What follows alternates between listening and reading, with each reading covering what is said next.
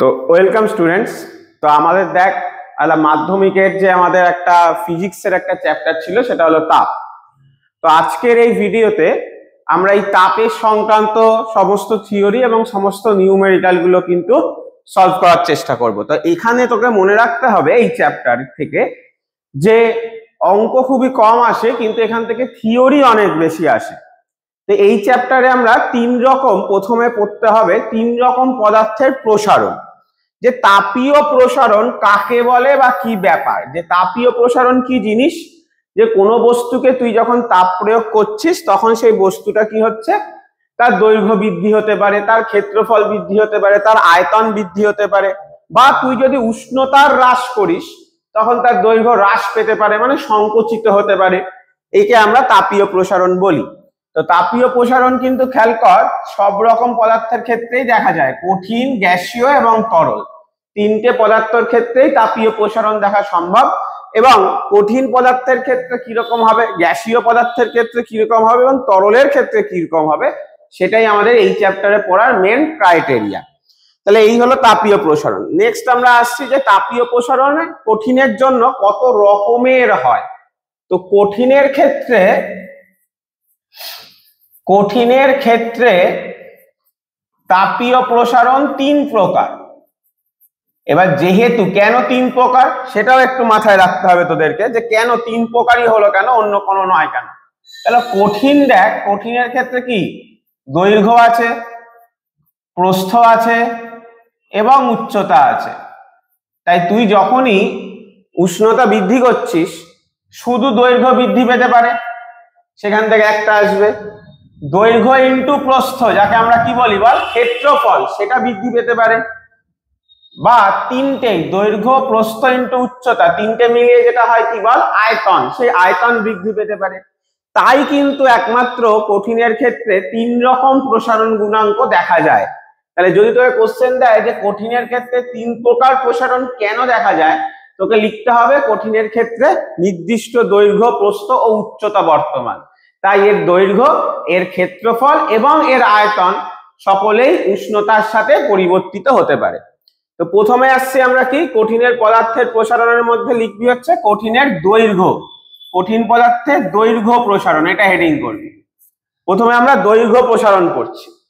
তাহলে মনে মনে ছবিটা ভাবলাম, দেখ শুধু একটা রড বা দণ্ড আছে যার প্রাথমিক দৈর্ঘ্য L1, উষ্ণতা দিলাম, তাহলে দৈর্ঘ্য বৃদ্ধি হয়ে হলো L2। তাহলে T1 degree সেন্টিগ্রেডে L1, T2 degree সেন্টিগ্রেডে হচ্ছে L2। তাহলে কতটা বৃদ্ধি, কতটা হলো, দৈর্ঘ্যের পরিবর্তনটা কতটা হলো, কতটা প্রসারিত হলো বল না, অবভিয়াসলি কত, L2 মাইনাস L1।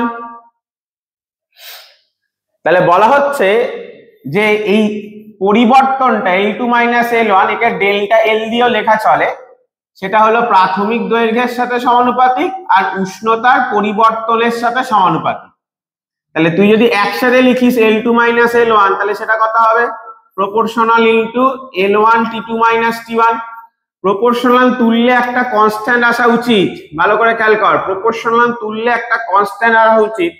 সেই কনস্ট্যান্টটাকে কিন্তু আলফা লিখছি আমরা, কেউ প্রপোর্শনালের সাথে গোলাবি না। এই লাইনটা অবধি প্রপোর্শনাল ছিল, এই লাইনটার পরে প্রপোর্শনাল তুলে যে কনস্ট্যান্টটা আসলাম সেটা কিন্তু alpha. Alpha into L1 T2 minus T1। তাহলে এই আলফাকে আমরা আলাদা করে একটা নাম দিতে পারি। তাহলে এখান থেকে যদি তুই লিখিস আলফার ভ্যালু কত পাচ্ছিস, দেখ না, L2 মাইনাস L1 পরিবর্তন by L1 into T2 minus T1। এইটাকেই বলা হয় কি না দৈর্ঘ্য প্রসারণ গুণাঙ্ক। কেন আমরা দেখ এখানে দৈর্ঘ্যের পরিবর্তন নিয়ে কথা বলছি, দৈর্ঘ্য প্রসারণ গুণাঙ্ক। তুই যদি এর একক নিয়ে আলোচনা করিস, খুব আছে দৈর্ঘ্য প্রসারণ গুণাঙ্কের একক কি হবে, দেখ L2 মাইনাস L1 এটা কাকে বোঝাচ্ছে বল, দৈর্ঘ্যকেই বোঝাচ্ছে। মানে ধর উপরটার ইউনিট কি হবে লিখলে মিটার, নিচেও দেখ আবার L1 আছে, L1 মানে কি বোঝাচ্ছে বল, প্রাথমিক দৈর্ঘ্য, তারও ইউনিট কি হবে বল, মিটার। তাহলে মিটার মিটার ডিভাইড হয়ে গেল, শুধু নিচে কি পড়া থাকলো বল, উষ্ণতা T2 মাইনাস T1। তাহলে T2 মাইনাস T1 এর জায়গায় তুই কি বসাতে পারিস বল, ডিগ্রি সেন্টিগ্রেড বসাতে পারিস, কেলভিন বসাতে পারিস, ফারেনহাইট বসাতে পারিস। তাহলে এর একক কত হবে, না ডিগ্রি সেন্টিগ্রেড ইনভার্স বা কেলভিন ইনভার্স বা ফারেনহাইট ইনভার্স। তাহলে এখান থেকে যদি ফর্মুলাটাকে আমি ডিরাইভ করি, এই ইকুয়েশনটা থেকে যদি আমি ফর্মুলাটা ডিরাইভ করি, তাহলে কি পেলাম, যে অঙ্কটা ইউজ করবি L2 = L1 * 1 + alpha T2 - T1, এইটা হলো অ্যাকচুয়াল ফর্মুলা। তাহলে এখান থেকে দু রকমের অঙ্ক আসতে পারে, তোকে একটা মানে আসতে পারে যে দৈর্ঘ্যের পরিবর্তন কতটা, পরিবর্তন বললে এইটা অ্যাপ্লাই করবি। যদি বলে পরিবর্তন কতটা, দেখ তিনটে জিনিসের উপর নির্ভর করছে, কি কি, আলফা মানে দৈর্ঘ্য প্রসারণ গুণাঙ্ক, L1 প্রাথমিক দৈর্ঘ্য, T2 - T1 কি বল, উষ্ণতার পরিবর্তন। তোকে যাই বলা থাকুক না কেন, ডিগ্রি সেন্টিগ্রেড তোকে বলেছে 10 ডিগ্রি থেকে 30 ডিগ্রি করেছে, তাহলে T2 30 বসাবি, T1 10 বসাবি। বা তোকে যদি জানতে চায় অন্তিম দৈর্ঘ্য কত, তাহলে অন্তিম দৈর্ঘ্য মানে তোকে L2 বার করতে দিচ্ছে। তাই অঙ্কে দেখবি কি জানতে চেয়েছে, অঙ্কে যদি জানতে চায় দৈর্ঘ্যের পরিবর্তন, এই যে এইটা হলো দৈর্ঘ্যের পরিবর্তন, তাহলে কিন্তু alpha into L1 * T2 - T1। আর কিন্তু যদি তোকে অন্তিম দৈর্ঘ্য জানতে চায়, যে সর্বশেষ দৈর্ঘ্য কত, বা তখন কিন্তু এটা জানতে হবে। যদি তোকে দৈর্ঘ্য প্রসারণ গুণাঙ্ক জানতে চায়, তাহলে তুই এটা অ্যাপ্লাই করবি। তাই আমি সবাইকে বলি এতগুলো ফর্মুলা মনে রাখা ইজ কোয়াইট ডিফিকাল্ট। তাহলে এতগুলো ফর্মুলা মনে না রেখে আমি যদি এই লাস্ট ফর্মুলাটা মনে রাখি, দেখ এখান থেকেই সব পেয়ে যেতে পারি। তোর মনে হলে এখান থেকে তুই আলফা বার করতে পারিস, তোর মনে হলে দৈর্ঘ্যের পরিবর্তন কি বল, এটা তো L1 দিয়ে গুণ করে দেওয়া যায় ভেতরটা, দিয়ে L1টাকে বাদিকে নিয়ে চলে আসছে একটা L1 তে, ঠিক আছে? তাহলে দেখ ওখান থেকেও তুই করতে পারিস। তাহলে বেসিক যে ফর্মুলাটা, এটা সবার লেখা হয়ে গেছে, সবাই কিন্তু লিখে নিবি, আমার সাথে সাথে লিখে নিবি, ঠিক আছে? না লিখলে কিন্তু মুশকিল হয়ে যাবে, না লিখলে অসুবিধা। যদি আমি এগিয়ে চলে যাই, তাহলে ওই জায়গাটা ভিডিওটাকে স্টপ করে দিবি, ভিডিওটাকে স্টপ করে আগে লেখাটা পুরো কমপ্লিট লিখে নিবি। আমি একটু স্ক্রিনের বাইরে যাচ্ছি, আগে লেখাটা পুরো লিখে নে, তাহলে কিন্তু ক্লিয়ার থাকবে তোদের। হ্যাঁ, সরি, এটা গেল। তো এখানে নিচে দেখ সংজ্ঞা লেখা আছে, দৈর্ঘ্য প্রসারণ গুণাঙ্ক কাকে বলে। বলা হচ্ছে কোন কঠিন পদার্থের একক উষ্ণতা বৃদ্ধিতে প্রতি একক দৈর্ঘ্যে যে পরিমাণ দৈর্ঘ্য বৃদ্ধি পায় তাকে ওই পদার্থের প্রসারণ গুণাঙ্ক বলে। দেখ এই এখান থেকে যে আলফার ভ্যালু যে L2 - L1 by L1 * T2 - T1 এখান থেকে এসছে, যে আমার L1 যদি 1 হয়, এটার ভ্যালু যদি 1 বসাই, T2 - T1 যদি 1 বসাই, তাহলে L2 - L1 যতটা দৈর্ঘ্যের পরিবর্তন, নিচের দুটো যদি 1 হয়ে যায়, তাহলে উপরে শুধু ডেল্টা L পড়ে থাকলো, ডেল্টা Lটা আলফার সাথে সমান, যে যতটা পরিমাণ দৈর্ঘ্যের পরিবর্তন সেটাই আমার প্রসারণ গুণাঙ্ক বলা হচ্ছে, একক দৈর্ঘ্যের পরিবর্তন বেসিক্যালি।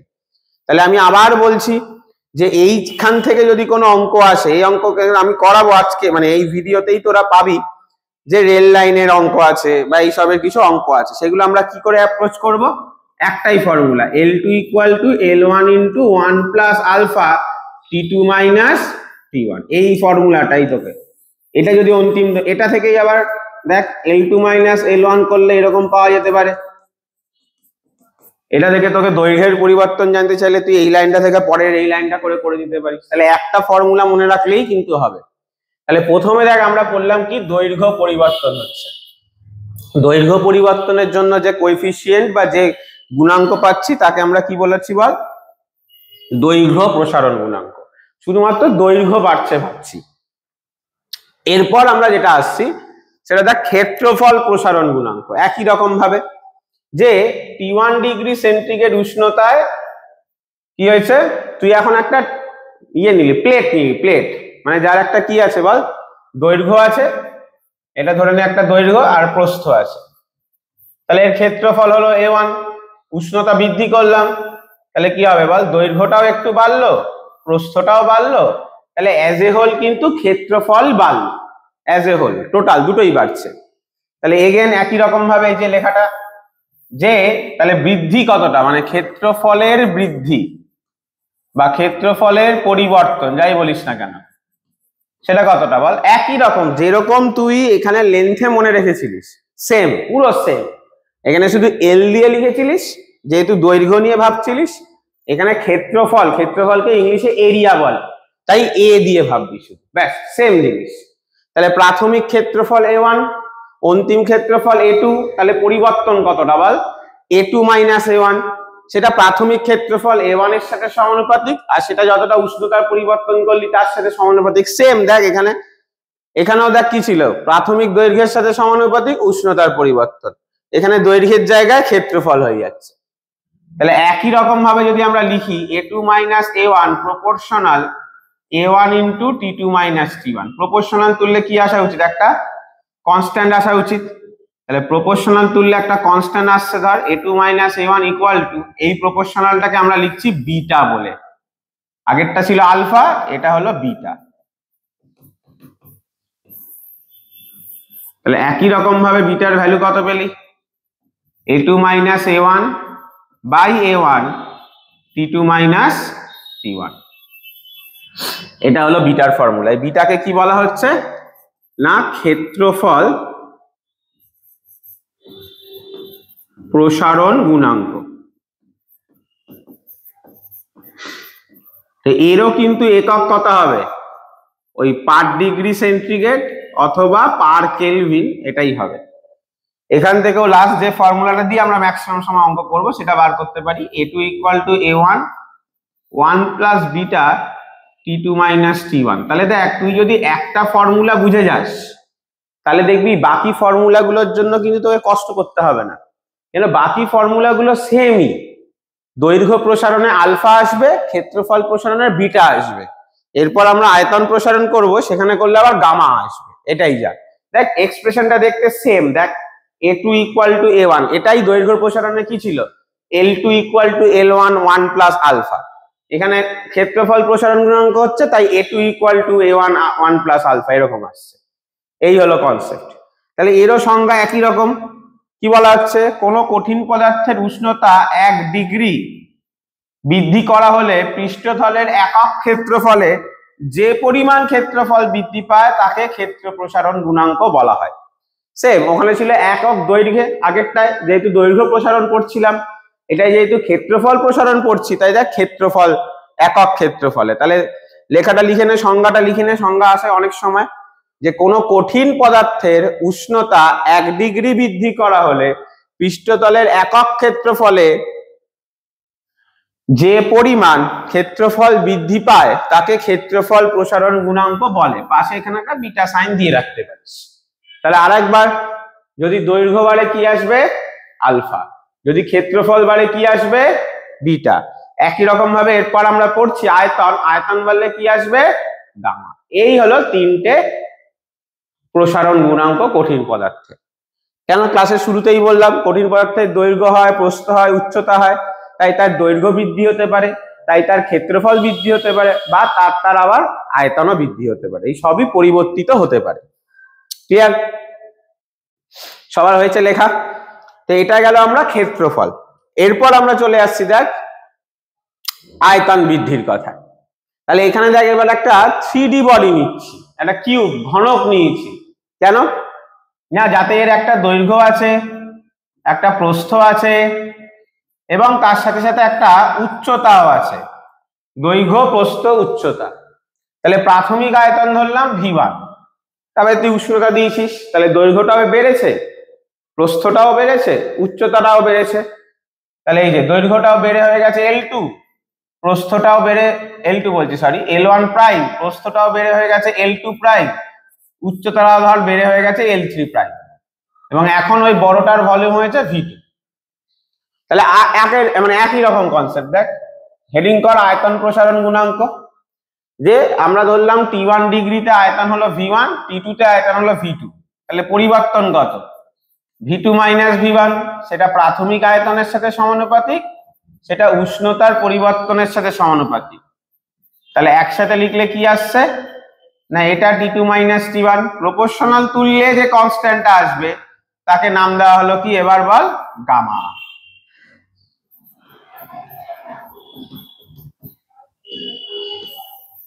তাহলে এখান থেকে গামাকেও কি বলা হচ্ছে না, আয়তন প্রসারণ গুণাঙ্ক। দেখ নাম থেকেই কিন্তু তুই বুঝে যাবি যে কখন কোনটা প্রয়োগ করতে হবে। গামা কখন প্রয়োগ করবো, যখন আয়তন চেঞ্জ হচ্ছে। আচ্ছা, একটা জিনিস মনে রাখবি, আমরা কিন্তু এই ফর্মুলাগুলো সব 1+1+ করছি, বা মানে এই যে ক্ষেত্রফলেও দেখ 1+ লিখেছিলাম, ঠিক আছে? এই যে 1+β, দৈর্ঘ্য প্রসারণও 1+α, কেন আমরা ধরে নিচ্ছি উষ্ণতা বাড়ছে। যদি উষ্ণতা হ্রাস হয় তাহলে এই ফর্মুলাগুলোই কিন্তু মাইনাস হয়ে যাবে। তাহলে এখান থেকে যদি করিস তাহলে দুটো ফর্মুলা পেলি, একটা গামার value v2 - v1 by v1 into t2 - t1, গামারও একক কত হবে ওই একই, পার ডিগ্রি সেন্টিগ্রেড বা পার কেলভিন। আর একটা ফর্মুলা হচ্ছে অন্তিম আয়তন ইকুয়াল টু প্রাথমিক আয়তন ইন্টু 1+ গামা t2 - t1। তাহলে দেখ তিনটে ফর্মুলাই একই রকম দেখতে, শুধু একটা দৈর্ঘ্য প্রসারণ হচ্ছিল বলে আলফা এসছে, একটা ক্ষেত্রফল প্রসারণ হচ্ছিল বলে বিটা এসছে, আর একটা আয়তন প্রসারণ হয়েছে বলে গামা এসছে। তো এরও সংজ্ঞাটা দেখ এখানে লেখা আছে, কি বলেছে, কঠিন বস্তুর উষ্ণতা 1 ডিগ্রি সেন্টিগ্রেড বৃদ্ধি করলে, আগের বার দেখ পড়েছিলাম একক ক্ষেত্রফলে, এবার দেখ একক আয়তন। তাহলে তুই যদি দেখিস তোকে কিন্তু সংজ্ঞাটাও আলাদা করে মুখস্থ করতে হচ্ছে না এই তিনটের ক্ষেত্রেও, একটা করলেই হবে। যদি দৈর্ঘ্য বলে তুই করে দিবি একক দৈর্ঘ্যে, ক্ষেত্রফল প্রসারণ গুণাঙ্ক বললে করে দিবি একক ক্ষেত্রফলে, আয়তন প্রসারণ গুণাঙ্ক বললে তুই করে দিবি কি একক আয়তনে। যে পরিমাণ আয়তন বৃদ্ধি পায় তাকে আয়তন প্রসারণ গুণাঙ্ক বলা হয়। এই হলো আমাদের কনসেপ্ট। তাহলে দৈর্ঘ্য বললে আলফা, ক্ষেত্রফল বললে বিটা, আর আয়তন বললে গামা। ওকে, লিখে নে, নিচের সংজ্ঞাটাও লিখে নিবি। তো এরপর দেখ আমরা যেটা আসছি সেটা হলো এইগুলোর রিলেশন, আলফা বিটা আর গামার মধ্যে একটা সম্পর্ক আছে। সেই সম্পর্কটা খুবই ইম্পর্টেন্ট একটা সম্পর্ক। সেটা কি না, আলফা ইকুয়াল টু, এত ইম্পর্টেন্ট খুব আসে, alpha equal to beta by 2 equal to gamma by 3। এখান থেকে তোকে 3 রকমের অঙ্ক আসবে, মানে একটা এই সম্পর্কটা লেখো, এটা তো আসেই, মানে এমসিকিউতে দেয়। তাছাড়াও তোকে আলফা বলে দিয়ে বিটা বার করতে দিতে পারে, আলফা বলে দিয়ে গামা বার করতে দিতে পারে, বিটা বলে দিয়ে গামা বার করতে দিতে পারে। তাহলে এখান থেকে কিন্তু তুই বিটা মানে অনেকেই শুধু alpha equal to beta by 2 এটাই মনে রাখে, ইকুয়াল টু গামা বাই 3। কিন্তু তোকে যদি আলফা আর গামার সম্পর্ক দেয় তাহলে আলফা ইকুয়াল টু কত বসাবি, গামা বাই 3। তোকে যদি বিটা আর গামার সম্পর্ক দেয়, যদি তোকে শুধু বিটা আর গামার সম্পর্ক দেয় তাহলে কি বসাবি, beta equal to 2 gamma by 3। ধর গামা বলা আছে, বিটা বার করতে দিয়েছে। ওকে, আচ্ছা, তো দেখ এটার প্রুফটা, এটা প্রমাণটা আমরা করব কি করে, এটার আমরা প্রুফটা করব কি করে। তাই মনে মনে কি করলাম, একটা কিউব কল্পনা করলাম, একটা ঘনক ভাবছি, যে ঘনকের এই বাহুটা L1, এই বাহুটা L2, আর এই বাহুটা L3। কত ডিগ্রি সেন্টিগ্রেডে আছে ঘনকটা, T1 ডিগ্রি সেন্টিগ্রেডে। উষ্ণতা বৃদ্ধি করলাম, তাহলে উষ্ণতা বৃদ্ধি করার পর অবভিয়াসলি কি হয়েছে, দৈর্ঘ্য প্রস্থ উচ্চতা সবই বৃদ্ধি পেয়েছে। বৃদ্ধি পাওয়ার পর ধর এটা হয়ে গেছে, একটু বড় করে ঘনক আঁকলাম,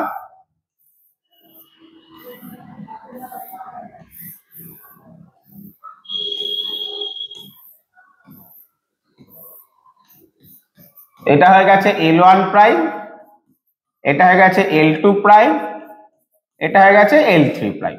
হলো, তাহলে আমরা যদি প্রথমে দৈর্ঘ্য প্রসারণ গুণাঙ্ক ভাবি, মানে শুধু এক একটা লেন্থ ভাবি, দেখ L1 টাই কত হয়েছে, L1 প্রাইম, L2 টাই বেড়ে কত হয়েছে বল, L2 প্রাইম, L3 টাই বৃদ্ধি পেয়ে কত হয়েছে বল, L3 প্রাইম। তাহলে আমাদের সম্পর্ক অনুযায়ী আমরা কি লিখতে পারি, L1 প্রাইম মানে হচ্ছে L1 into 1+ alpha T2 - T1। তাহলে আমরা এখন কি ধরছি শুধু বল, দৈর্ঘ্য প্রসারণ ধরে। তাহলে একটি ঘন, এখানে উপরে লিখতে হবে, বুঝতে পারলি তো, একটি ঘনক কল্পনা করা হলো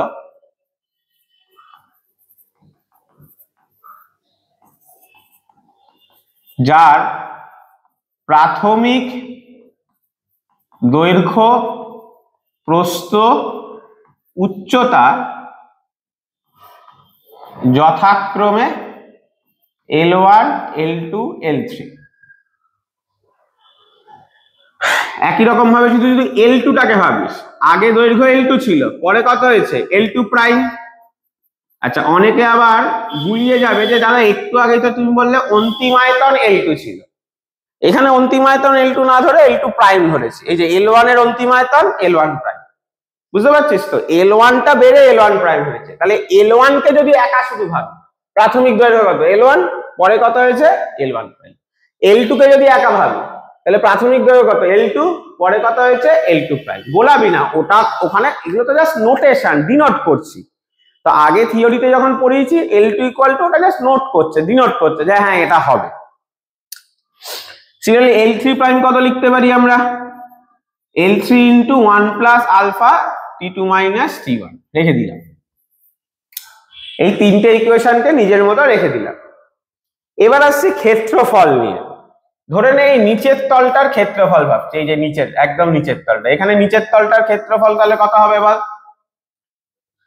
তাহলে তুই যদি নাম দিস যে নিচের তলের ক্ষেত্রফল, প্রাথমিক ক্ষেত্রফল, নিচের তলের প্রাথমিক ক্ষেত্রফল, মনে মনে সেটা ধরলাম কত A1, যার ভ্যালু কত হয় দৈর্ঘ্য ইন্টু প্রস্থ।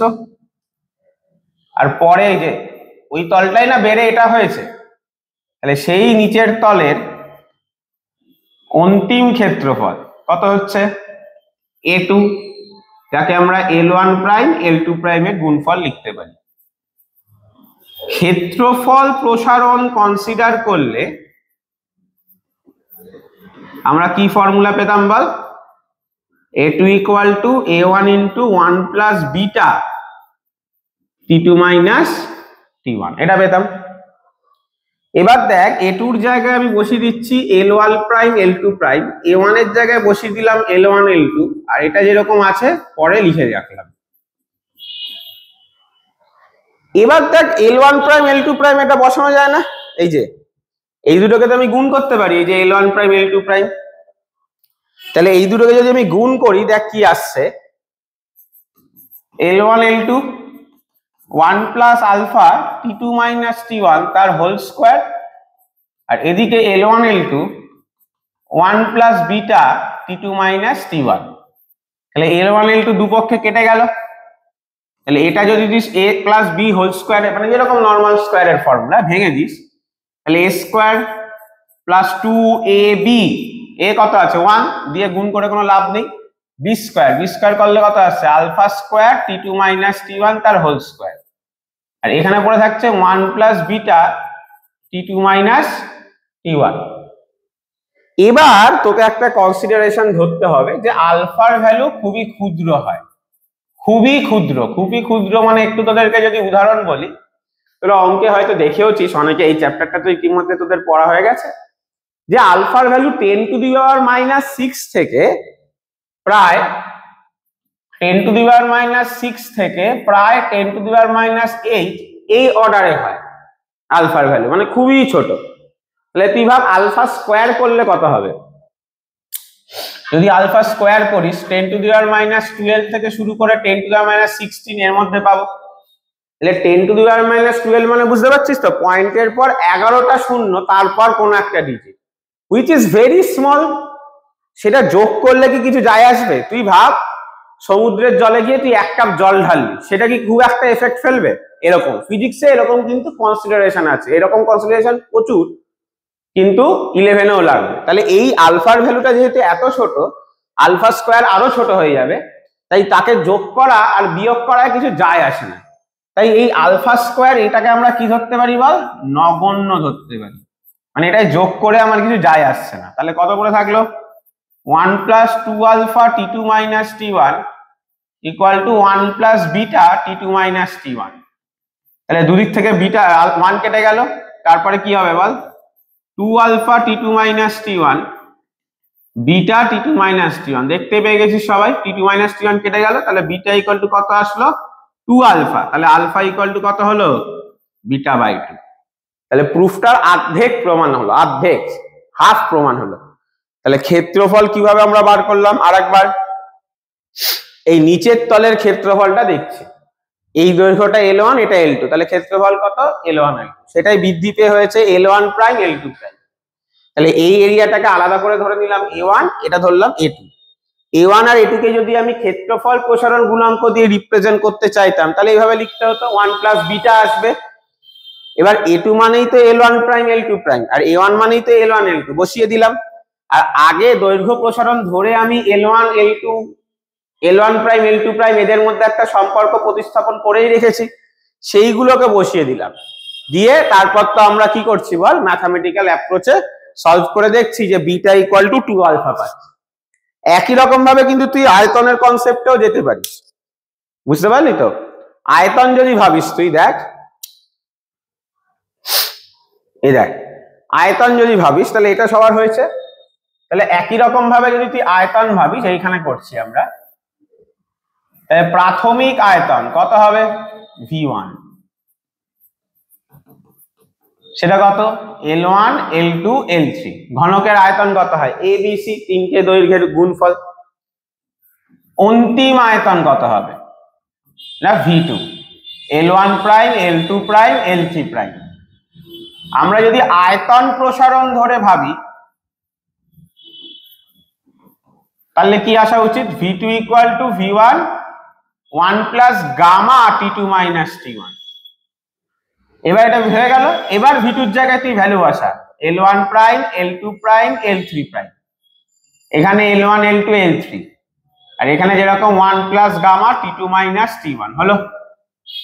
এবার l1 prime l2 prime l3 prime দেখ আমি বার করে রেখেছি, দেখ এই তিনটে, তাহলে এই তিনটেকে গুণ করে দে বেসিক। তাহলে দেখ একবারে দেখে নে, তাহলে এই তিনটেকে যদি আমি এখানে ডান দিক বাঁ দিকে এখানে আগে গুণ করে নিই তাহলে কত আসছে l1 l2 l3, আর এখানে আসছে 1 plus gamma t2 minus t1 তার হোল কিউব। হোল কিউবকে ভাঙলে কত আসতে পারে দেখ, কি হতো formula ball, a cube plus 3a square b। তোরা এটা বুঝতে পারছিস তো, a এর ভ্যালু 1, b এর ভ্যালু এই যে আলফা, এটা plus 3ab square plus b cube.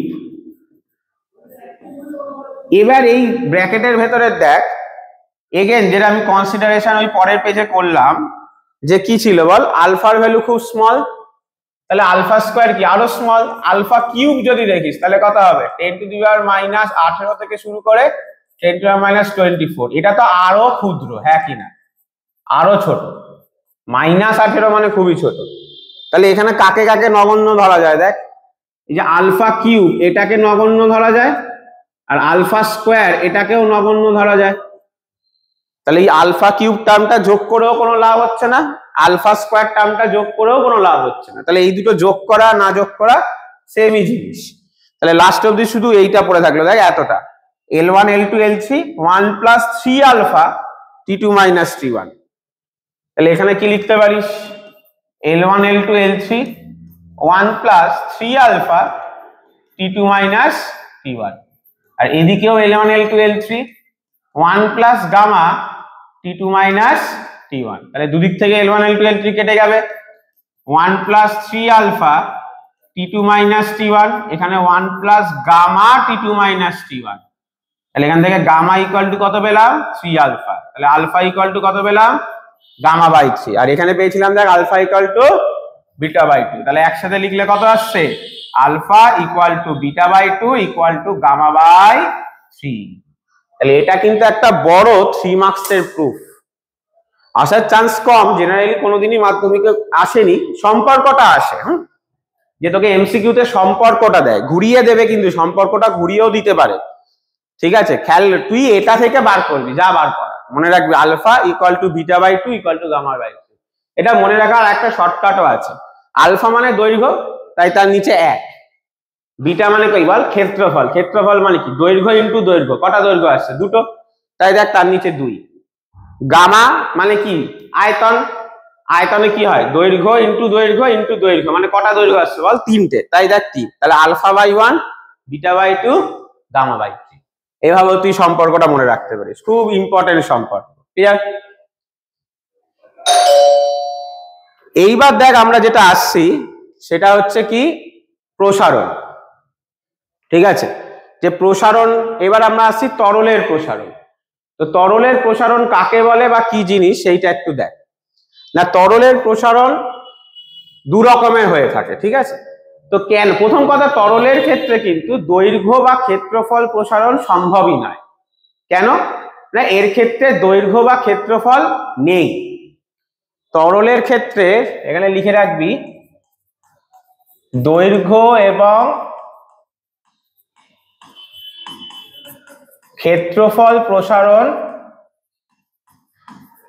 সম্ভব নয়, ঠিক আছে? যে কোনোভাবেই সম্ভব হবে না। এর ক্ষেত্রে শুধু আয়তন প্রসারণই হবে, কিন্তু সেই আয়তন প্রসারণও আবার দুরকম হবে, মাথায় রাখবি। তো কেন প্রথম কথায় দৈর্ঘ্য আর ক্ষেত্রফল প্রসারণ সম্ভব নয়, আয়তন প্রসারণ সম্ভব না? তার কারণটা হচ্ছে যে তরলের ক্ষেত্রে দৈর্ঘ্য প্রসারণ থাকে না। তরলকে তুই যে পাত্রে রাখবি ও সেই পাত্রের আয়তন অধিকার করে নেয়, তাই শুধু পাত্রের মানে আয়তন নিয়ে নিচ্ছে বলে ওই আয়তন প্রসারণই সম্ভব। সেটাই দেখ এখানে প্রথম লাইনে লেখা আছে, যে কি তরলের নির্দিষ্ট আকার বা আকৃতি না থাকায় এর দৈর্ঘ্য বা ক্ষেত্রফল প্রসারণ সম্ভব নয়, শুধু এর ক্ষেত্রে আয়তন প্রসারণ সম্ভব। এর আয়তন প্রসারণ আবার দুরকম হয়, একটাকে বলা হয় আপাত প্রসারণ, একটাকে বলা হয় প্রকৃত প্রসারণ। দেখ এখানে আমি যে ছবিটা দিয়েছি সেটাই ভালো করে দেখ। ধর প্রাথমিকভাবে জল এত অবধি ছিল, এই এ অবধি, ও অবধি সরি ও অবধি জল ছিল। এবার তুই নিচ দিয়ে গরম করছিস, তাহলে প্রথম হিটটা কে পাবে? ভালো করে ভাব, প্রথম হিটটা কিন্তু ভেতরে জল বা তরলটা পাবে না। প্রথম হিটটা এই কাচের ফ্লাক্সটা পাবে, যে ফ্লাক্সটা আছে সে পাবে, হ্যাঁ কি না? তাহলে সে যখন পেলো, তাহলে ওই কাচের ফ্লাক্সটা কি হলো বল? প্রসারিত হয়ে গেল। যেই প্রসারিত হয়ে গেল, তাহলে জল কি হবে? কিছুটা নেমে গেল প্রথমে। তাহলে ও থেকে জল এ অবধি নামলো। এরপর তাপটা কে পেল? তরল পেল। তখন তরলটা আবার এ থেকে বিতে উঠলো। তাহলে আরেকবার বলছি, ওয়াটার লেভেল ওতে ছিল, তুই হিট দিয়েছিস, কঠিন পদার্থ বা পাত্রটা প্রসারিত হয়েছে, তাই তরলটা ও থেকে নেমে এতে নেমে গেছে। তাহলে তরলটা অ্যাকচুয়ালি এতে আছে এখন। এবার তুই হিটটা তরল পাচ্ছে, যার জন্য তরলটা প্রসারিত হয়ে এ থেকে বিতে যাচ্ছে। তাহলে অ্যাকচুয়ালি তরলটা কত থেকে কত অবধি প্রসারিত হলো বল? এ থেকে শুরু করে বি অবধি। তাহলে এটা হলো কঠিনের, মানে এটা হলো প্রকৃত প্রসারণ তরলের। মানে তুই যদি দেখ এখানে কোশ্চেনটা লেখা আছে, যদি পাত্রের প্রসারণকে তুই ভাবিস, যুক্ত করিস, তাহলে তরলের প্রসারণটা কিন্তু এ থেকে বি। আর ধর তুই এটা গরম করতে দিয়ে বসে বেরিয়ে গেছিস ঘুরতে, ঘুরে এসে দেখছিস, তাহলে ঘুরে এসে দেখে তোর কি মনে হবে বল? যে হ্যাঁ ওতে ছিল, বিতে গেছে। তাহলে তোর তখন মনে হবে যে হ্যাঁ ওয়াটারটা শুধু এইটুকুনি সরেছে। তাহলে এইটাকে আমরা তখন নাম দিচ্ছি আপাত প্রসারণ। মানে আমরা তখন পাত্রের প্রসারণ ধরছি না। যদি পাত্রের প্রসারণ ধরি, তাহলেই তো আমার সাপেক্ষে ওয়াটারটা ও থেকে এতে নেমে গেছে, এটা তুই এক্সপ্লেন করতে পারবি। বোঝা গেল? ও থেকে যে এতে নেমে গেছে সেটা তুই মানে বলতে পারবি। তাহলে পাত্রের প্রসারণ যদি ধরিস, তাহলে যে প্রসারণ হচ্ছে তরলে, তাহলে সেটা হলো প্রকৃত প্রসারণ। আর পাত্রের প্রসারণ যদি না ধরিস, তাহলে তরলের যে প্রসারণ, তাকে বলা হচ্ছে আপাত প্রসারণ। তাহলে এই ছবি অনুযায়ী যদি তোকে বলা হয় ও থেকে এ, এই যে ও থেকে এ, এটা হলো পাত্রের প্রসারণ, তার জন্য জলটা নেমে গেল প্রথমে। এ থেকে বি, এটা হলো তরলের প্রকৃত প্রসারণ। আর ও থেকে বি, এটা হলো তরলের আপাত প্রসারণ। তোর আপাত দৃষ্টিতে দেখে মনে হচ্ছে, মানে তুই যদি অ্যাকচুয়ালি ইয়ে করে দেখিস যে এটা হবে না। বোঝা গেল কি গেল না? অ্যাকচুয়াল যদি তুই ভাবিস সেটা হচ্ছে না, কিন্তু কেন আমরা পাত্রের প্রসারণকে তুই তাহলে অগ্রাহ্য করে দিচ্ছিস, ঠিক আছে? তাই দুই রকমের প্রসারণ কিন্তু দেখা যায়। তো এই কোশ্চেনটা খুব আসে যে তরলের ক্ষেত্রে দুই প্রকারের প্রসারণ গুণাঙ্ক কেন, দুই প্রকারের আয়তন প্রসারণ গুণাঙ্ক কেন, দুই প্রকারের আয়তন প্রসারণ গুণাঙ্ক কেন দেখা যায়, তা ওটাই লিখতে হবে তোকে। এই ছবিটা আঁকবি, তার পাশে এটা লিখবি, তার পাশে এটাই লিখবি যে যদি আমরা পাত্রের প্রসারণ ধরি, তাহলে তরলের প্রকৃত প্রসারণ হচ্ছে, আর যদি পাত্রের প্রসারণ অগ্রাহ্য করি, তাহলে তরলের যে প্রসারণটা সেটা হলো আপাত প্রসারণ। এই যে দুটো যে লেখা আছে, তার জন্য এইভাবে বুঝিয়ে তোকে লিখতে হবে যে কেন দু রকমের প্রসারণ গুণাঙ্ক তুই দেখতে পাচ্ছিস। ওকে, নেক্সট দেখ এদের মধ্যে সম্পর্ক মানে সংজ্ঞা পড়বো আর এদের মধ্যে সম্পর্ক। প্রথমে আসছি আমরা তরলের আপাত প্রসারণ।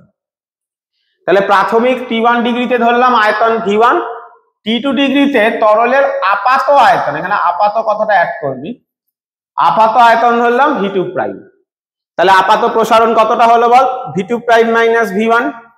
তাহলে বলা হচ্ছে যতটা প্রসারিত হলো ওই আগেরটার মতোই, সে V1 এর সাথে সমানুপাতিক, সে উষ্ণতার পরিবর্তনের সাথে সমানুপাতিক। তাহলে একসাথে ভাবলে কত হচ্ছে, V2 prime minus V1 proportional V1 into T2 minus T1। তাহলে প্রপোর্শনাল তুললে একটা কি আসা উচিত, কনস্ট্যান্ট আসা উচিত, সেই কনস্ট্যান্টটা হবে গামা এ। কেন এ দিয়ে লিখছি, ইংলিশে এ দিয়ে অ্যাপারেন্ট বোঝায়, আপাত, অ্যাপারেন্ট বা আপাতকে এ দিয়ে বোঝানো হয়। তাহলে কত আসলো, V2 প্রাইম মানে V1 ইন্টু 1 প্লাস গামা এ T2 মাইনাস T1, অথবা গামা এ equal to V2 prime minus V1 by V1 into T2 minus T1। তাহলে এরও কিন্তু একক কি হবে বল, এটাকে আমরা কি বলছি, আপাত প্রসারণ গুণাঙ্ক।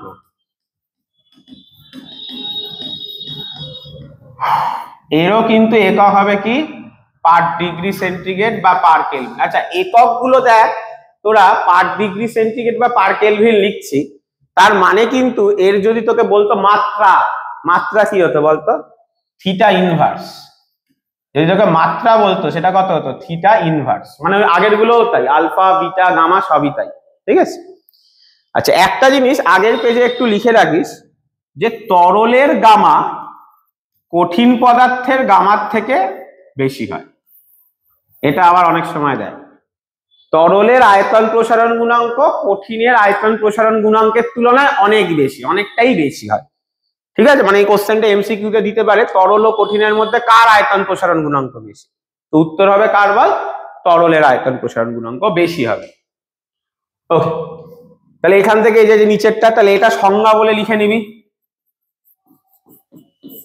খুব আসে এই কোশ্চেনটা, 3 মার্কসের খুব আসে, মাধ্যমিকে রিপিট হয়, বিভিন্ন টেস্ট পেপার পেজেও আছে। তরলে কয় প্রকার প্রসারণ গুণাঙ্ক দেখা যায়, কি কি, 1 নাম্বার, এবং দুটো প্রসারণ গুণাঙ্কের নাম লেখো এবং তাদের মধ্যে সম্পর্ক আসছি। আগে দেখ কি বলেছে, কোন তরলের প্রতি একক উষ্ণতা বৃদ্ধিতে প্রতি একক আয়তনে যে পরিমাণ আপাত প্রসারণ হয় তাকে আপাতন প্রসারণ গুণাঙ্ক বলে। সংজ্ঞাটা লেখার পর কিন্তু তোকে এই গাণিতিক রূপটা দিতে হবে, গামা এর সংজ্ঞাটা দেওয়ার পর অবশ্যই তোকে এই গাণিতিক রূপটা কিন্তু দিতেই হবে, বোঝা গেল? তো লিখে নে, তরলের প্রতি একক উষ্ণতা বৃদ্ধিতে প্রতি একক আয়তনে যে পরিমাণ প্রসারণ হয় তাকে আপাত প্রসারণ গুণাঙ্ক বলে। এটা লেখার দরকার নেই, এটা তো আমি ওপরে লিখেই দিয়েছি, ঠিক আছে। লেখা না হয়ে থাকলে একটু স্টপ করে ওটা লিখে নিবি। দেখ নেক্সট আমরা চলে যাচ্ছি কি, প্রকৃত প্রসারণ গুণাঙ্ক, মানে যেটা অ্যাকচুয়ালি হচ্ছে। তাহলে এগেন T1 ডিগ্রি সেন্টিগ্রেডে তরলের আয়তন V1, T2 ডিগ্রি সেন্টিগ্রেডে তরলের প্রকৃত আয়তন, এই কথাটা অ্যাড করবি, প্রকৃত আয়তন ধরলাম V2। তাহলে পরিবর্তন কতটা বল, V2 মাইনাস V1। তাহলে একই রকম ভাবে এই পরিবর্তনটা প্রাথমিক আয়তনের সমানুপাতিক, উষ্ণতার পরিবর্তনের সাথে সমানুপাতিক। তাহলে একসাথে লিখলে এটা হলো প্রপোর্শনাল, তুললে কি আসবে বল, একটা গামা, মানে একটা সাইন গামা আসবে। কিন্তু এবার লিখবো গামা আর, আর দিয়ে আমরা কি বোঝাচ্ছি বল, আর দিয়ে আমরা রিয়েল এই লেখাটা বোঝাতে চাইছি, আর কিছু না। তাহলে গামা আর এর ভ্যালু কত আসলো, V2 minus V1 by V1 into T2 minus T1। এরও কিন্তু একে আমরা কি নাম দিলাম না, প্রকৃত প্রসারণ গুণাঙ্ক।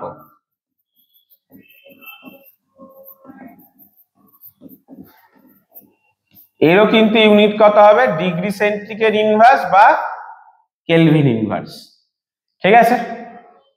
আচ্ছা আর হ্যাঁ, আর একটা জিনিস সাইডে লিখে রাখতে পারিস, যদিও আমি পরে প্রমাণ করিয়ে দেবো, যে গামা আর আবার গামা এর থেকে বেশি। তরলের তো দুটো গামা, কঠিনের কিন্তু একটাই গামা। তরলের গামা কঠিনের গামার থেকে বেশি, ওটা আগের পেজে বললাম। আর আমি এখন তরলের দুটো গামা পড়ে নিয়েছি। একটা গামা কেন আসছে বল? গামা এ কখন আসবে? যখন আমরা পাত্রের প্রসারণ ধরছি না, অগ্রাহ্য করছি। আর গামা আর কখন আসছে? যখন আমরা পাত্রের প্রসারণ কনসিডার করছি। তাহলে গামা আরটা, বা যেটাকে আমরা প্রকৃত প্রসারণ গুণাঙ্ক বলছি, সেটা কিন্তু আপাত প্রসারণ গুণাঙ্কের থেকে বেশি হবে। এবং এদের মধ্যে সম্পর্কটাও আমি লিখে দিচ্ছি। তাহলে এই কোশ্চেনটা আসে যে কি কি সংজ্ঞা লেখো। সংজ্ঞা লেখো বলতে ওই আগের লেন এটা আর এটার সংজ্ঞা এটা। সংজ্ঞাটা লিখে নিবি যে কি আছে।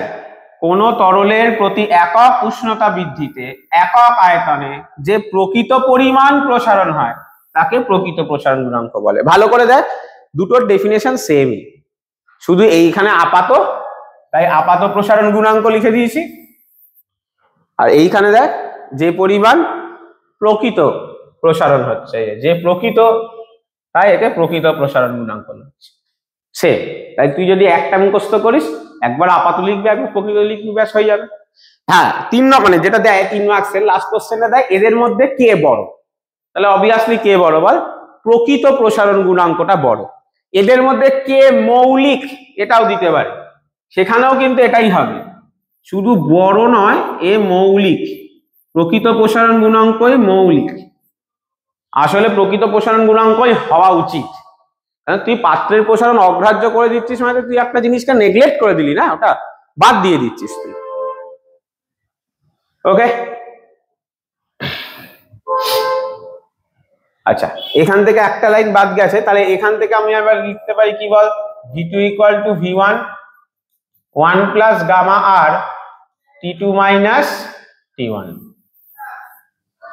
এইটা আসতে পারে। ঠিক আছে, যে তোরা যদি দেখিস যেগুলো ফর্মুলা লিখছি না, সব দেখতে একই রকমের, মানছিস কি মানছিস না দেখ, দেখতে কিন্তু পুরো সেম টাইপের, তাই না? ওকে, তো এই যে সম্পর্কটা, এই যে দেখ লিখে নে শুধু। এদের মধ্যে কি সম্পর্ক? প্রকৃত আয়তন প্রসারণ মানে হচ্ছে আপাত আয়তন প্রসারণ প্লাস পাত্রের আয়তন প্রসারণ।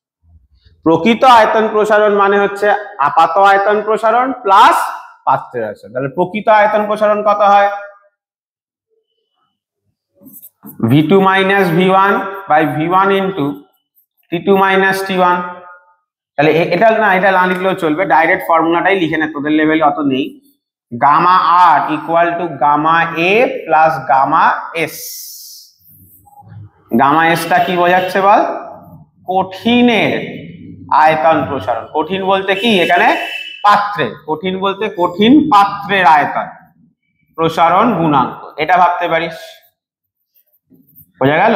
যার ভ্যালু কত? 3 আলফা হয়। কঠিনের ক্ষেত্রে তো আলফা বিটা থাকবেই, তাহলে ছবিতেও যেটা লেখা আছে। ঠিক আছে, ভালো করে দেখ। এই যে তুই যদি ভাবিস এ থেকে বিটা হলো আমার প্রকৃত প্রসারণ, তাহলে এ বি মানে আমি কি লিখতে পারি বল? ও বি প্লাস ও এ। তো ও থেকে এতে কেন নেমেছিল? পাত্রের প্রসারণের জন্য। আর ও থেকে বিটাকে আমরা কি বলছি বল? আপাত প্রসারণ। তাহলে এ বি মানে ও এ প্লাস ও বি। এদিকে এ বি হলো প্রকৃত, তাহলে প্রকৃত প্রসারণ মানে ওবি। ওবি মানে কি বল? আপাত প্রসারণ প্লাস ওএ। ওএ মানে কেন? পাত্রের প্রসারণ। তাহলে এখান থেকে দেখ, দেখে বুঝতে পারছিস যে গামা আরটা কি হবে বল? এই যে আগের পেজে লিখলাম যে গামা আরটা বড়, সেটা ডিফাইন হচ্ছে যে গামা আরটা গামা এর থেকে সত্যিই বড়। ক্লিয়ার কি ক্লিয়ার না? ভালো করে পরিষ্কার দেখে নে। ঠিক আছে, নেক্সট আমরা আসছি গ্যাসের প্রসারণ। তাহলে গ্যাসের প্রসারণ কাকে বলে? গ্যাসের ক্ষেত্রে কিন্তু কি হয়, এগেন দু রকম প্রসারণ দেখা যায়। কি কি এবং কেন? দেখ, গ্যাসের চ্যাপ্টারে তোরা পড়েছিস উষ্ণতা বৃদ্ধি করলে আয়তন বৃদ্ধি পায়, কিসের সূত্র? চার্লসের। আবার তোরা এটাও পড়েছিস উষ্ণতা বৃদ্ধি করলে চাপও বৃদ্ধি পায়, কিসের সূত্র? চাপের সূত্র। তাহলে গ্যাসের ক্ষেত্রে উষ্ণতা বৃদ্ধি করলে নির্দিষ্ট ভরের যেহেতু চাপও বৃদ্ধি পাচ্ছে, আয়তনও বৃদ্ধি পাচ্ছে, তাই গ্যাসেরও প্রসারণ কিরকম হয়? 2 প্রকারের হয়। এখানে এই একই কোশ্চেন আসবে যে গ্যাসের ক্ষেত্রে মানে প্রসারণ গুণাঙ্ক কটি এবং এরূপ দেখার কারণ কি, মানে দুটি কেন দেখা যায়, তোকে তাহলে এই ফার্স্ট লাইনটা লিখতে হবে যে উষ্ণতা বৃদ্ধি করলে গ্যাসের চাপ ও আয়তন উভয় পরিবর্তিত হচ্ছে। তাহলে চাপ বাড়ার জন্য একটা, আয়তন বাড়ার জন্য একটা। তাহলে প্রথমে আসছি আমরা আয়তন প্রসারণ। তাহলে আয়তন প্রসারণ মানে ভালো করে দেখেন, আয়তন বাড়ছে তার মানে চাপকে স্থির রেখে করছি ব্যাপারটা। আয়তন বাড়ছে মানে কিসের সূত্র বল, চার্লসের সূত্র। কিসের সূত্র বল, চার্লসের সূত্র। চার্লসের সূত্রে কে কে ধ্রুবক থাকে, গ্যাসের ভর এবং গ্যাসের চাপ। এখানেও তাই দেখ, চাপ স্থির রেখে উষ্ণতা বৃদ্ধি করলে গ্যাসের আয়তন প্রসারণ হয়। কাকে বলে না, বলছে চাপ স্থির রেখে নির্দিষ্ট ভরের গ্যাসের উষ্ণতা 0 ডিগ্রি থেকে 1 ডিগ্রি করলে প্রতি একক আয়তনে যে পরিমাণ প্রসারণ হয় তাকে আয়তন প্রসারণ গুণাঙ্ক বলা হয়। আয়তন প্রসারণ গুণাঙ্ক সাইন হচ্ছে গামা পি। স্টুডেন্টদের কিন্তু গুলিয়ে যায়, মনে রাখবি গামা পি। গামা পি মানে কিন্তু আয়তন প্রসারিত হচ্ছে। অনেকে ভাবে পি মানে তো দাদা প্রেসার ছিল, তুমি এখানে গামা পি বলছো। অবশ্যই পি মানে এখানে পি মানে কি বোঝাচ্ছে, চাপ ধ্রুবক আছে। গামা পি, পি মানে চাপ ধ্রুবক আছে। চাপ ধ্রুবক আছে মানে কে চেঞ্জ হচ্ছে, উষ্ণতা চেঞ্জ করলে বল আয়তন চেঞ্জ হচ্ছে। তাহলে প্রাথমিক আয়তন ধরলাম V0 0 ডিগ্রি সেন্টিগ্রেডে, 1 ডিগ্রি ধরলাম V1, তাহলে পরিবর্তনটা কত, V1 মাইনাস V0। সেই V0 এর সাথে সমানুপাতিক আর সেই উষ্ণতার পরিবর্তনের সাথে সমানুপাতিক। তাহলে যাই হোক, এখান থেকে সম্পর্কটা দেখ কি হবে। সম্পর্কটা হচ্ছে V2 equal to V0 into 1 plus gamma p into t, এরকম লিখে রাখ। ঠিক আছে, এটাকে V2 লিখে দে 1 ডিগ্রির জন্য, এখন এটাকে 1 ডিগ্রি না লিখে টি ডিগ্রি কর। তাহলে কত প্রসারণ হলো, এই যে 1 প্লাস গামা পি ইন্টু টি। কি করে এসছে না, এই যে V2 মাইনাস V0 সেটা কার সাথে প্রপোর্শনাল, V0 আর উষ্ণতার পরিবর্তন। উষ্ণতার পরিবর্তন কত থেকে কত হয়েছে, 0 থেকে টি। তাহলে একসাথে লিখলে এটা হবে, প্রপোর্শনাল তুললে একটা কনস্ট্যান্ট আসা উচিত, সেই কনস্ট্যান্টটাই গামা পি। V0 ওদিকে গেল কমন নিন, 1 প্লাস গামা পি ইন্টু টি, আর সামনে V0 বেরিয়ে আসলো। এখান থেকে খুব কোশ্চেন আসে দেখ। আমরা সবাই জানি চার্লসের সূত্র অনুযায়ী কি হয়,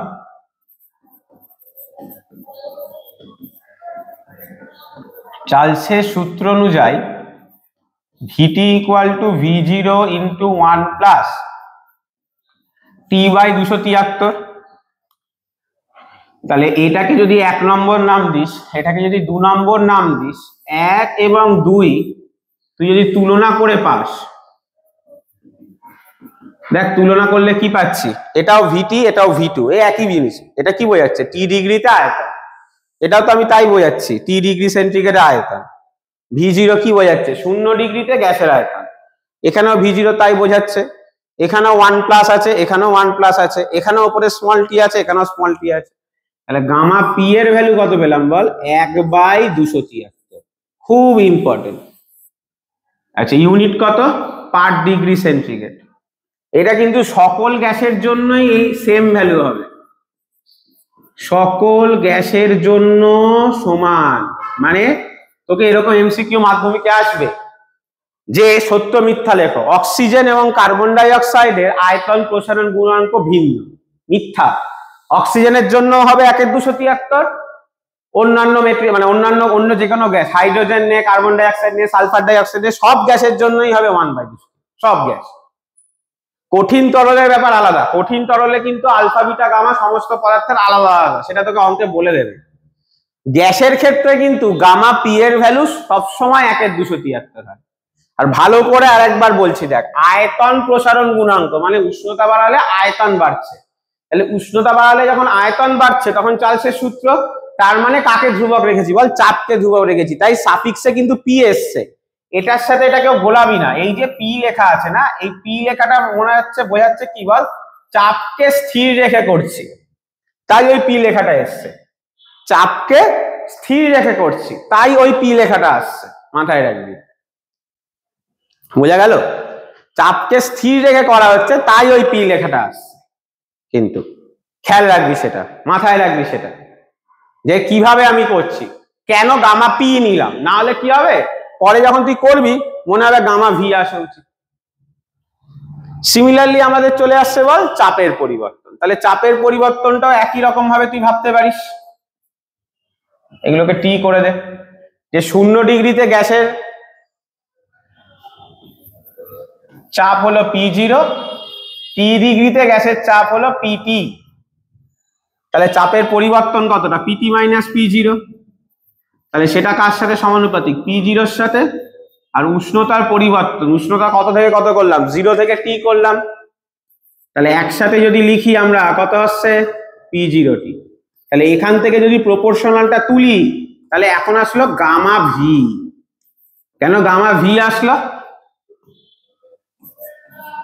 না, আয়তন স্থির রেখে করছি তো, চাপ পরিবর্তন হচ্ছেন মানে কে বল আয়তন ধ্রুবক আছে, তার জন্য সাফিক্সে আসলো, তার নাম কিন্তু চাপ প্রসারণ গুণাঙ্ক। এই যে নামের সাথে না এই গ্যাসের গামা গোলাবি না, এই যে আগেরটায় দেখ গামা কি ছিল পি, কিন্তু নাম হচ্ছে আয়তন, কেন আয়তনের ইংলিশ কি বল ভলিউম, তাই লোকের গুলিয়ে যেতে পারে পি মানে প্রেসার চাপ হওয়া উচিত না, ভি কিন্তু নাম চাপ, কেন ভি ধ্রুবক আছে বলে সাফিক্সে ভি আসছে, কিন্তু পরিবর্তনটা তো চাপ হচ্ছে তাই নামটা চাপ প্রসারণ গুণাঙ্ক। তাহলে একসাথে লিখলে কত হলো p t equal to P0 1 plus gamma v into t, এটা আমার 1 নম্বর সমীকরণ। গ্যাসের চ্যাপ্টারে আমরা পড়েছিলাম চাপের সূত্র বলে, দেখবি তাহলে চাপের সূত্রানুযায়ী কি আসছে P t equal to P0 into 1 plus t by 273, তাহলে এই দুটোকে আমরা তুলনা করলাম 1 এবং 2, তাহলে এই দুটোকে যদি আমরা তুলনা করি তাহলে কি পাচ্ছি বল, যে এখান থেকেও গামা ভির ভ্যালুও পেলাম 1 এর 273 পার ডিগ্রি সেন্টিগ্রেড, তাহলে এখান থেকে একটা সম্পর্ক আসলো কি gamma P R gamma V দেখ সমান, মানে গ্যাসের যে দুটো আয়তন মানে দুটো প্রসারণ গুণাঙ্ক হয়, একটা আয়তন প্রসারণ গুণাঙ্ক একটা চাপ প্রসারণ গুণাঙ্ক সেম। তাহলে সংজ্ঞাটা দেখে নেওয়া যাক কি বলেছে দেখ, আয়তন স্থির রেখে নির্দিষ্ট ভরের গ্যাসের উষ্ণতা পরিবর্তন করলে চাপের পরিবর্তন হয়। স্থির আয়তনে নির্দিষ্ট ভরের গ্যাসের ক্ষেত্রে 0 ডিগ্রি সেন্টিগ্রেড থেকে 1 ডিগ্রি সেন্টিগ্রেড বৃদ্ধি করতে একক চাপে যে পরিমাণ চাপের বৃদ্ধি হয় তাকে চাপ প্রসারণ গুণাঙ্ক বলে। কিন্তু চাপ প্রসারণ গুণাঙ্ক হবে কিন্তু ইয়েটা কি হবে বল, সাইনটা গামা নিচে ভি, বুঝতে পারলি? এই হলো আমাদের তাপের প্রথম পার্টটা, ঠিক আছে, প্রসারণ যে পার্টটাকে আমরা বলে থাকছি। তো এই চ্যাপ্টারটা যদি আমরা একটু আচ্ছা একবার তোদের একটু দেখিয়ে দিচ্ছি যাতে লেখাটা কমপ্লিট থাকে তোদের, ঠিক আছে, লিখে নে, কারোর ডেফিনেশনটা বাকি থাকলে লিখে নিবি, এটা স্টপ করে আর এখানটা এগুলো চাপ চাপ করে নিবি, ঠিক আছে, একটু কারেকশন আছে এটাই। ওকে, তা আমরা এবার একটু রিক্যাপে চলে যাচ্ছি, তারপর আমরা নিউমেরিক্যালে ঢুকবো। দেখ তাহলে রিক্যাপটা দেখে নে, তাহলে প্রথমে কার প্রসারণ দেখলাম বল, কঠিন পদার্থের প্রসারণ। কঠিন পদার্থের ক্ষেত্রে কত রকমের প্রসারণ বল, 3 রকমের প্রসারণ, দৈর্ঘ্য, ক্ষেত্রফল এবং আয়তন। দৈর্ঘ্যের ফর্মুলা কি হবে L1 ইন্টু 1 প্লাস আলফা, এখান থেকে লিখলে তুই বুঝে যাবি সমস্ত ফর্মুলা গুলো একই রকম দেখতে। ক্ষেত্রফলের ক্ষেত্রে A1 ইন্টু 1 প্লাস বিটা, আয়তনের ক্ষেত্রে 1 প্লাস গামা। হলো, এই তিনজনকে কে বেঁধে রেখেছে, alpha equal to beta by 2 equal to gamma by 3। আচ্ছা, এরপর আমরা আসছি কি তরল পদার্থের প্রসারণ।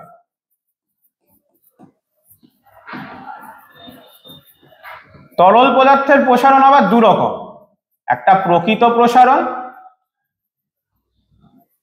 একটা হলো আপাত প্রসারণ। আপাত প্রসারণ কখন হয়? যদি পাত্র প্রসারণকে অগ্রাহ্য করে।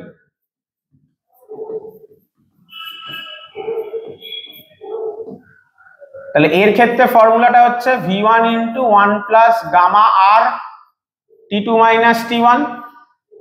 এর ক্ষেত্রে তো v2 প্রাইম হবে কারণ আপাত আয়তন, 1 plus gamma a t2 minus t1। তাহলে দেখ দেখতে একই রকম লাগছে না? দেখ সব পদগুলো সেম, প্রাথমিক into 1 plus alpha, 1 plus beta, 1 plus gamma, 1 plus gamma r, 1 plus gamma a, সব সেম টাইপের দেখতে। এদেরকে কি সম্পর্ক বেঁধে রেখেছে না? Gamma R equal to gamma A plus gamma solid. তাহলে আমরা দেখতে পাচ্ছি গামা আর গামা এর থেকে বড়। লাস্ট হচ্ছে গ্যাসীয় পদার্থের প্রসারণ।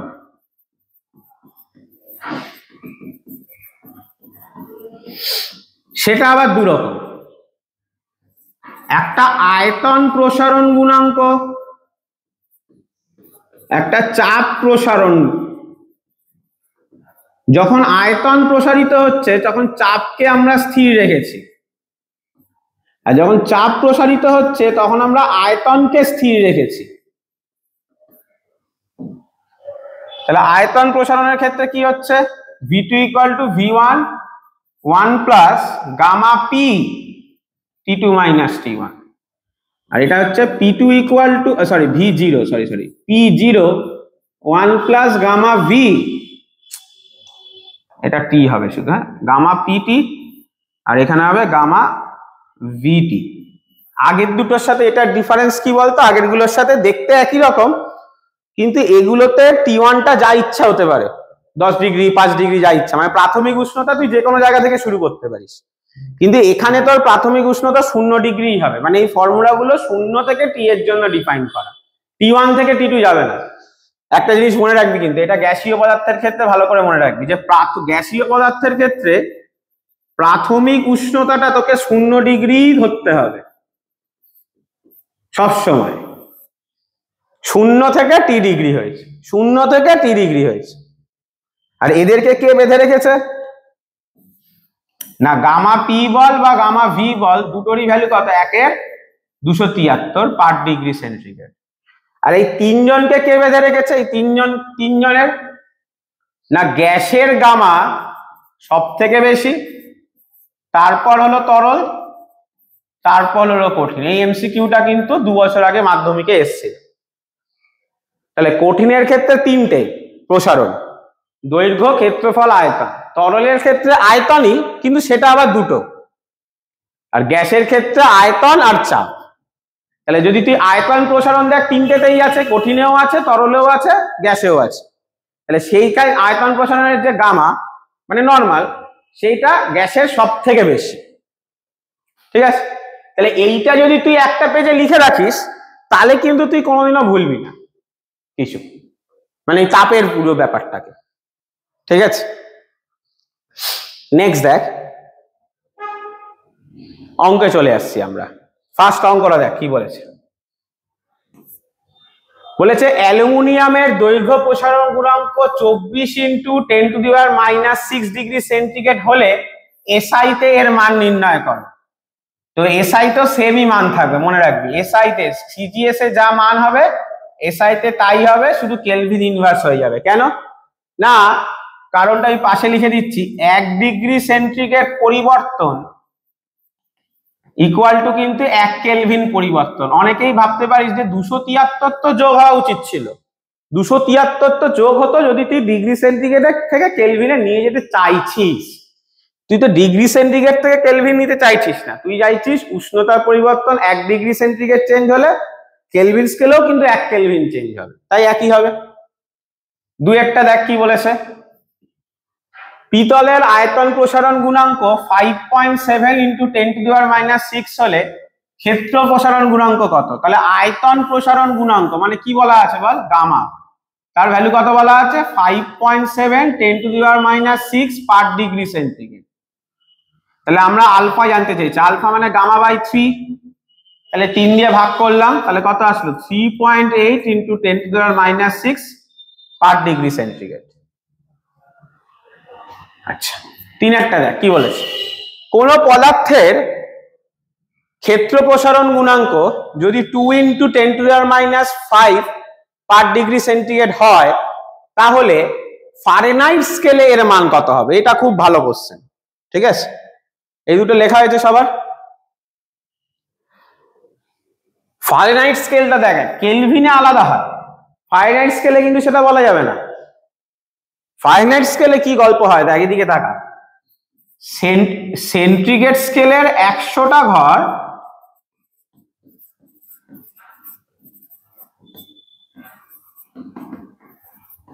সেটা কত হয় ফারেনহাইট স্কেলের 180টা ঘরের সাথে সমান।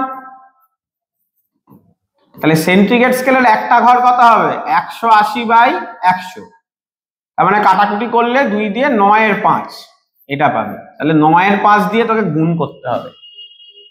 তাহলে ফারেনহাইট স্কেলের মান কত হবে? বিটার মান সেন্টিগ্রেড স্কেলে হচ্ছে 2 × 10⁻⁵, তাহলে একে 9/5 দিয়ে ভাগ করতে হবে।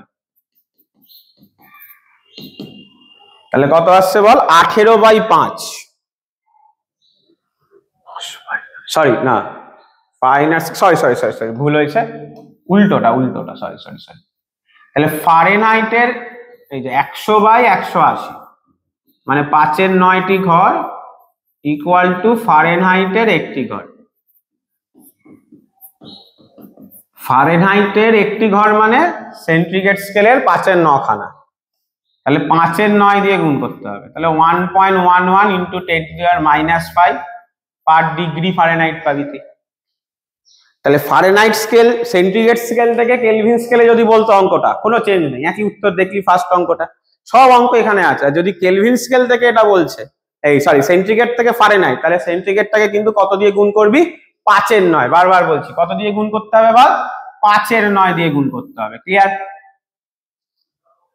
ওকে, 4 নম্বর অঙ্কটা দেখ কি বলেছে।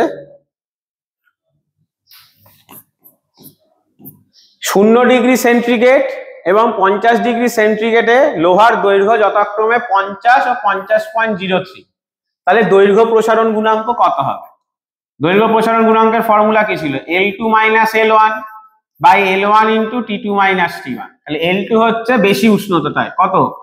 50.03। L1 হচ্ছে প্রাথমিক দৈর্ঘ্য কত বলা দেখ? 50। আচ্ছা উষ্ণতা কত থেকে কত নিয়ে গেছি? 0 থেকে 50।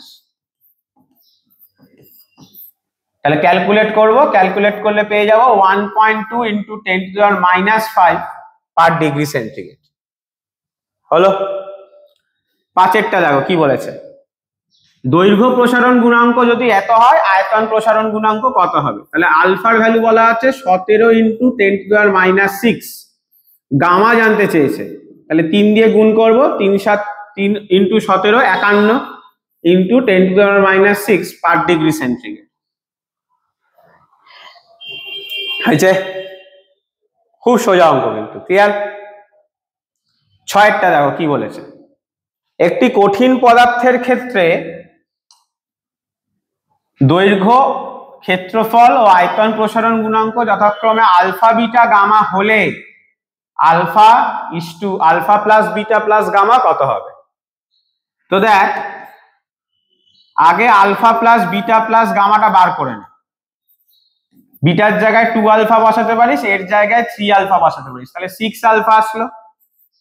তাহলে alpha plus beta plus gamma কত আসছে? Alpha 6 alpha.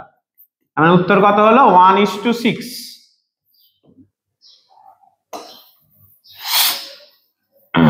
ক্লিয়ার সবার? ঠিক আছে, নর্মাল সম্পর্ক বার করেছি। 7-এরটা দেখ কি বলেছে, 10 মিটার দৈর্ঘ্যের লোহার রডের 60 ডিগ্রি বৃদ্ধি করলে দৈর্ঘ্য বৃদ্ধি কত হবে যদি এত হয় আলফা?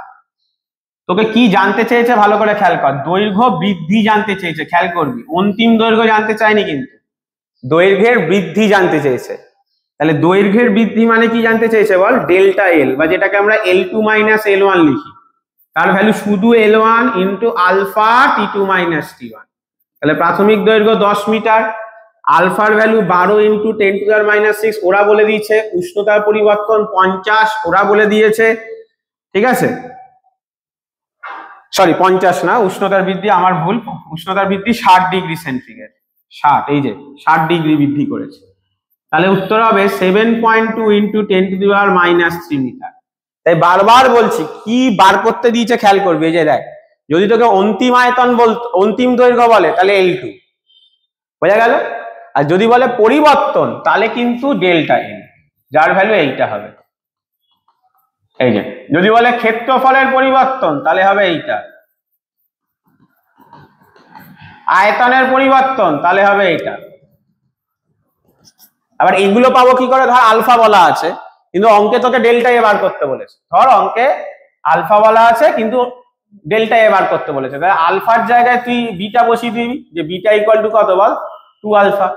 বা আলফা বলা আছে এটা বার করতে দিয়েছে, তাহলে তুই আগে গামা বার করে নিবি, গামা ইকুয়াল টু 3 আলফা করে নিয়ে তারপর তুই, মানে অঙ্কে তোকে আলফা দেওয়া কিন্তু তোকে বিটা গামা লাগবে, তাহলে কিন্তু তোকে আগে বার করে নিতে হবে অঙ্কটাতে, ঠিক আছে?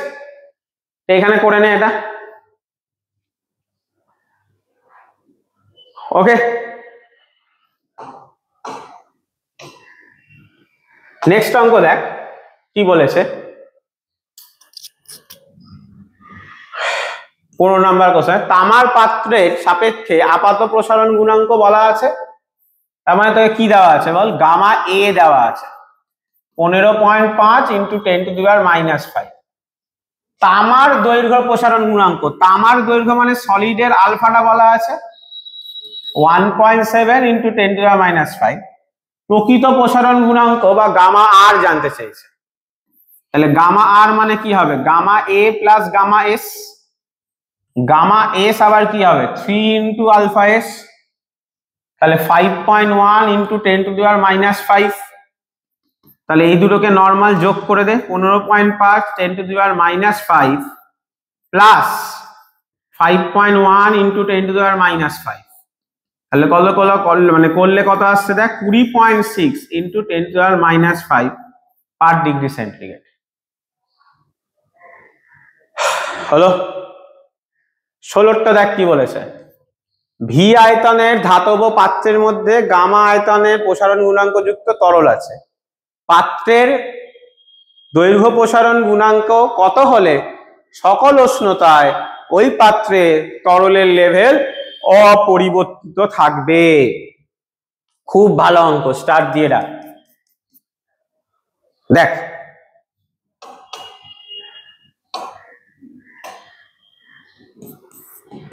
মানে তোকে বলেছে কি, ধরেন এরকম একটা পাত্রের মধ্যে তরল আছে, তুই উষ্ণতা বাড়াচ্ছিস, তাহলে আয়তনটাও প্রসারিত হবে, তরলও প্রসারিত হবে, কিন্তু বলছে লেভেল চেঞ্জ হচ্ছে। তার মানে কি, তার মানে হচ্ছে কঠিন পদার্থের যতটা প্রসারণ তরল পদার্থটার ততটাই প্রসারণ হচ্ছে, তরল পদার্থটা ততটাই প্রসারণ হচ্ছে। আরেকবার বলছি, কঠিন পদার্থ প্রসারিত হলে তরল নেমে যেত, তারপর হিটটা কে পাবে, কঠিন তরল পাবে, তখন সে তরল বাড়তো, বেড়ে ওপরে উঠে যেত, এটাই তো পড়ানো হয়। কিন্তু আমার যদি কি হয় বলেছে যে তরলের লেভেল না চেঞ্জ হয়, তার মানে কি কঠিন প্রসারিত হচ্ছে বলে যতটা তরল নামছে, তরল আবার পরে হিট পেয়ে ঠিক ততটাই বাড়ছে। তাই তরলটা মানে ধর আজকে প্রথমে কঠিন প্রসারিত হলো, তরল এখানে নেমে আসে, এবার তরল প্রসারিত হচ্ছে, তরল আবার ঠিক এতটাই উঠছে, তাহলে তুই সর্বশেষে কি কোনো পরিবর্তন বুঝতে পারবি? পারবি না। তাই দেখ লেখা আছে তরলের লেভেল অপরিবর্তিত। তাহলে কঠিন পদার্থের প্রসারণ আমরা কি লিখতে পারি বল, V1 into 1 plus gamma T2 minus T1, আর এখানেও V1 into 1 plus gamma R T2 minus T1 হলো। তাহলে gamma equal to gamma R পেলাম, গামা মানে 3 আলফা বসাতে পারি, আর এখানে গামা বসালাম কেন, তরলের আয়তন প্রসারণ গুণাঙ্ক গামা ধরতে বলেছে, আর পাত্রের দৈর্ঘ্য প্রসারণ গুণাঙ্ক জানতে চেয়েছে, তাহলে আলফা ইকুয়াল টু কত, গামা বাই 3। এই গামা সেম না, কিন্তু অঙ্কে তরলের গামা আরটাকে গামা লিখতে বলেছে, আর এই গামাটা এস সলিড, তুই এস দিয়েছ, তাহলে ক্লিয়ার, অসুবিধা হবে না। তাহলে আলফা কত পেলাম বল, গামা বাই 3 পেলাম, এটাই বার করতে দিয়েছে। কোশ্চেন নাম্বার 17, খুব ভালো কোশ্চেন কিন্তু, হ্যাঁ লিখে রাখবি। কোশ্চেন নাম্বার 17টা দেখো কি বলেছে, বলেছে 10 ডিগ্রি সেন্টিগ্রেডে লোহার রডের দৈর্ঘ্য 20 সেন্টিমিটার, 110 ডিগ্রিতে কত হবে? কিন্তু তোকে লোহার আয়তন প্রসারণ গুণাঙ্ক দেওয়া আছে, মানে কত, গামা দেওয়া আছে। দেখ তাহলে গামা থেকে আলফা বার করবি কি করে? 3 দিয়ে ভাগ করে। এবার L2 ইকুয়াল টু কত? L1 into 1 plus alpha T2 minus T1। এই যে এখানে অন্তিম আয়তনই জানতে চাইছে, কিন্তু দেখ রডটির দৈর্ঘ্য কত হবে, তাই এটাই দেখলাম, দৈর্ঘ্যের পরিবর্তন জানতে চাই। প্রাথমিক দৈর্ঘ্য 20, 1 প্লাস আলফার ভ্যালু বসালাম, উষ্ণতার পরিবর্তন দেখ 10 ডিগ্রি থেকে 110, মানে কত, 100 ডিগ্রি চেঞ্জ। তাহলে এটা ক্যালকুলেট করলে পেয়ে যাবো আমরা 20.024 এত সেন্টিমিটার। লিখে নে।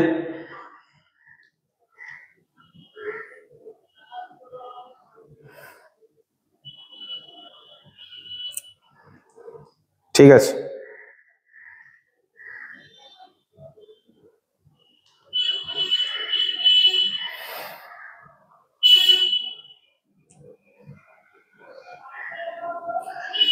অনেক সময় আর একটা অঙ্ক দেয়, মার্ক করে লেখ, সেটা হচ্ছে একটি রেল লাইনের দৈর্ঘ্য